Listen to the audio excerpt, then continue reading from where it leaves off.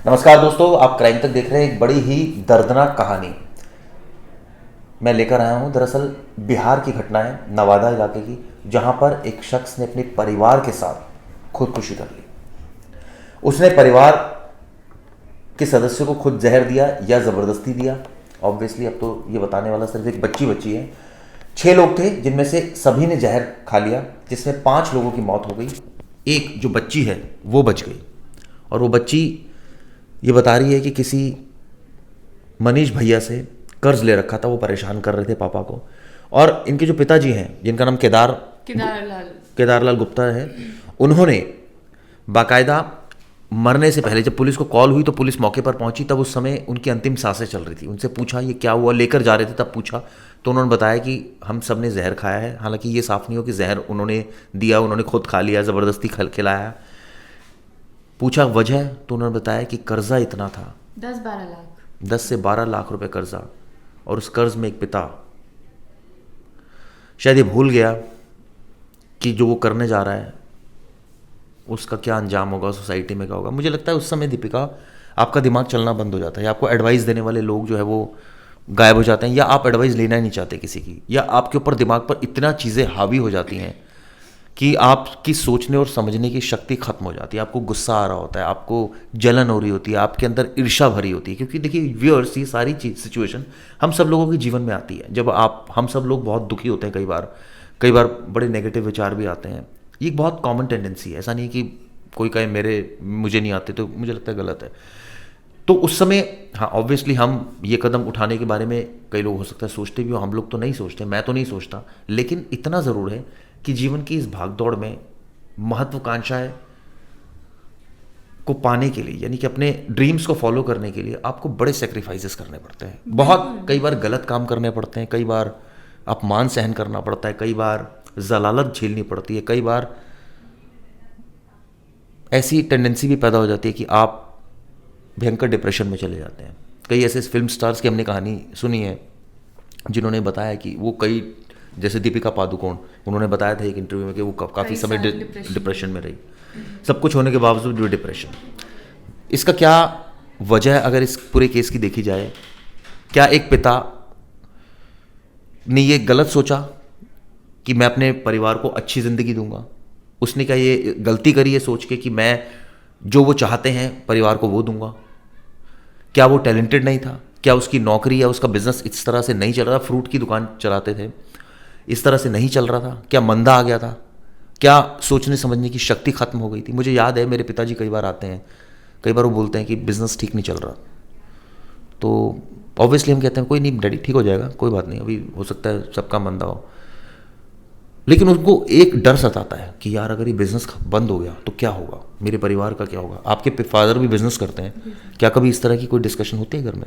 होता है कि मतलब क्योंकि बिजनेस है तो अप्स एंड डाउन्स चलते रहते हैं। डिस्कशन मेजरली फादर जो होता है वो, उनको ये लगता है कि मैं अपने तक ही ये बातें रखूं, अपने घर वालों को इसमें इन्वॉल्व ना करूं कि बेवजह वो परेशान होंगे। पर एक फैमिली होने के नाते, बच्चे होने के नाते आपको ये करना चाहिए कि आप अपने पेरेंट्स से पूछें कि, या मम्मी हो, क्योंकि वर्किंग कोई भी हो सकता है, मम्मी हो या पापा हो, आप उनसे बातें करें कि क्या चल रहा है क्या नहीं चल रहा। भले पूछते हो अपने पापा से? हाँ, मैं बिल्कुल बताते हैं वो सारी बातें नहीं बताते, पर एटलीस्ट कुछ बातें तो बताएंगे। कम से कम आप ऐसा रिलेशनशिप रखोगे तो कभी कुछ होता है, बुरा हो, भगवान ना करे कभी बुरा हो किसी के साथ भी हो, पर हो तो एटलीस्ट वो शेयर करे। इतना एक रिलेशनशिप रख पाए आप कि वो शेयर कर पाए।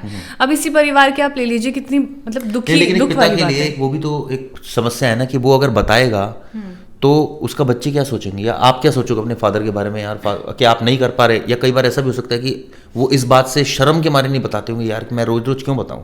नहीं, क्योंकि प्रॉब्लम तो सॉल्व नहीं हुई। वो एक फैक्टर होता है कि एक फादर फिगर जो होती है ना, वो सबसे टॉप ऑफ द वर्ल्ड होती है, कि एक परिवार के लिए वो सबसे ऊपर है। अब उसमें उनका जो ईगो मान लीजिए, कि सेल्फ रिस्पेक्ट मान लीजिए उनका, कि मेरे बच्चों को अगर पता चलेगा कि काम धंधा ठीक नहीं चल रहा है तो वो क्या सोचेंगे कि अब आजकल की जनरेशन है, उनसे अगर आप ऐसा कुछ भी शेयर करें तो उन्हें एक पल नहीं लगेगा अपने फादर को लूजर बोलने में, कि मेरे पापा ये नहीं कर सकते, मेरे पापा वो नहीं कर सकते। और मैं यकीन के साथ एक बात कह सकता हूँ, अगर आप अपने फादर को लूजर बोलते हो, हमारे कई व्यूअर्स बहुत सारे व्यूअर्स इस बात को सुन रहे होंगे, तो आप ये ध्यान रखिएगा, आपके ऊपर भी उतनी ही जिम्मेदारी बन जाती है। जब आपका बच्चा पैदा होगा वो आपको भी लूजर बोल सकता है।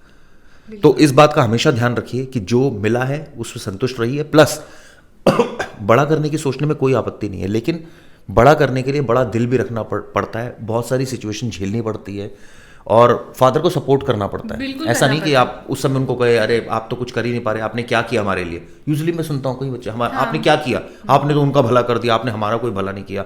आपने अब एक फादर से पूछो उसका दर्द कि उसने क्या क्या किया। उसने अपने परिवार को बांध के रखा, उसने सबसे जो है अपने बच्चों की महत्वाकांक्षाओं को पूरा किया, अपनी महत्वाकांक्षाएं मार दी।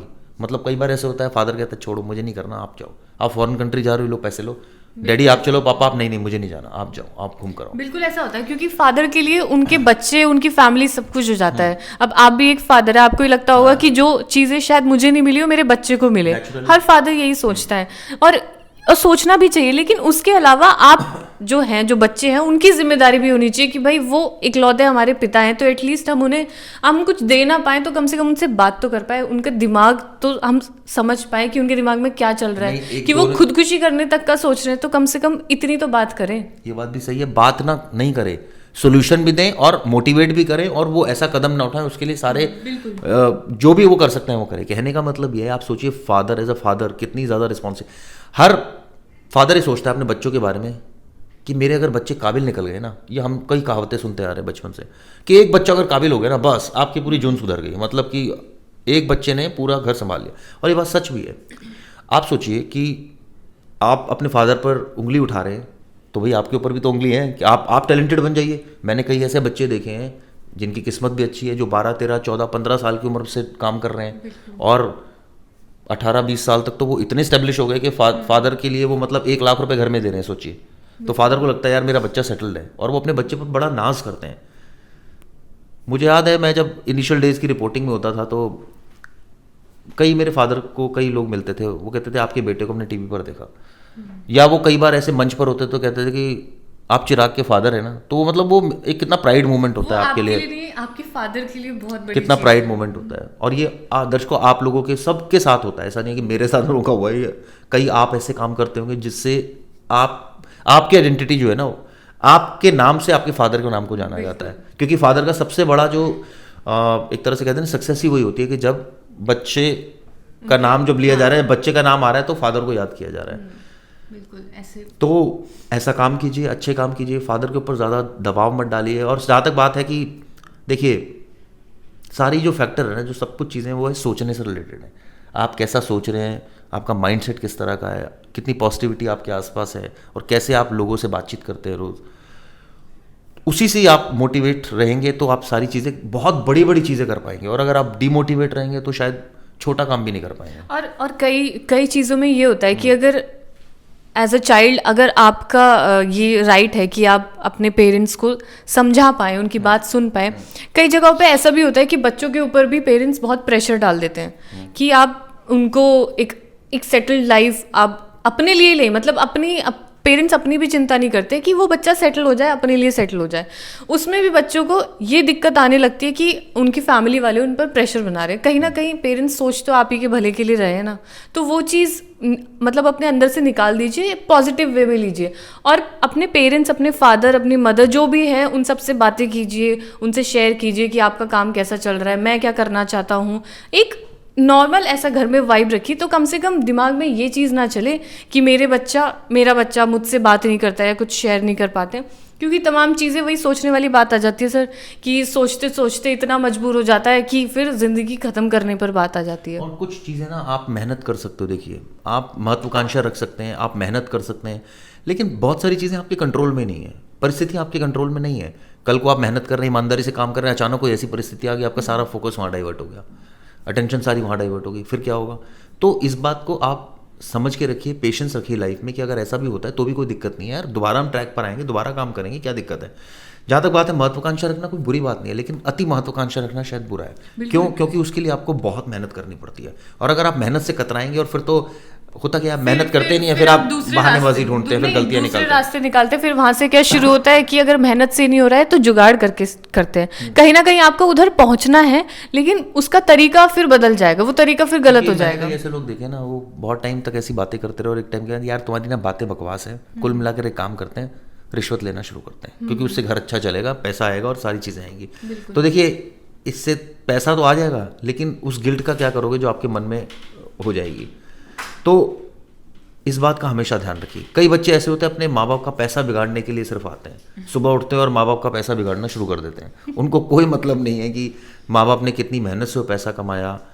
क्योंकि सर उसका भी एक फैक्टर है ना, क्योंकि जो उन माँ बाप ने वो चीज़ देखी है वो उन बच्चों ने नहीं देखी है, तो वो उसका हार्डवर्क और वो चीज़ उन्हें नहीं पता होती। यहाँ बैठकर मैं भी ये चीज़ बोल रही हूँ, लेकिन एटलीस्ट मैं ये सोचती हूँ कि जो हार्ड वर्क करके जो पैसे कमाए हैं उनका वेस्ट ना करें। और आजकल की जनरेशन तो सर बाप रे, वो बस यही है कि सुबह शुरू हुई और पैसे उड़ाए।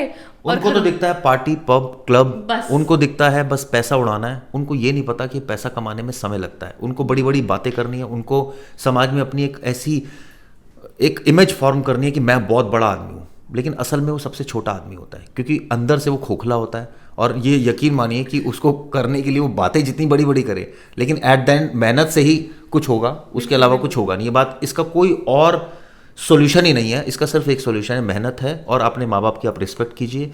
व्यूअर्स, इस पर ज़्यादा से ज़्यादा कमेंट्स कीजिए। क्या आप सोचते हैं, क्या आप भी माँ बाप से अच्छी तरह से बात करते हैं, उनके दुख दर्द बांटते हैं, महत्वाकांक्षा रखते हैं, तो क्या मेहनत करते हैं, क्या माँ बाप को कंसोल करते हैं? कई बार इन तमाम मैं यकीन मानिए इस तरह के टॉपिक्स करने में मेरा बड़ा इंटरेस्ट रहता है, तो मैं चाहता हूँ कि आप लोग इस पर बढ़ चढ़कर कमेंट करें, ताकि हम अगर कोशिश करेंगे कुछ नई बात आएगी तो हम उसमें बिल्कुल। और अगर आप अपने पेरेंट्स से अब तक भी बात नहीं करते हैं तो उनसे बात करें, उन्हें बिठाएं, क्योंकि उनके दिमाग में क्या चल रहा है आप सोच नहीं सकते। क्योंकि एज अ मतलब पेरेंट्स जो होते हैं वो अपने बच्चों को कम ही चीज़ें बताते हैं, तो ये सब चीज़ें उनसे शेयर कीजिए, उनकी भी सुनिए और ध्यान रखिए सबका। धन्यवाद।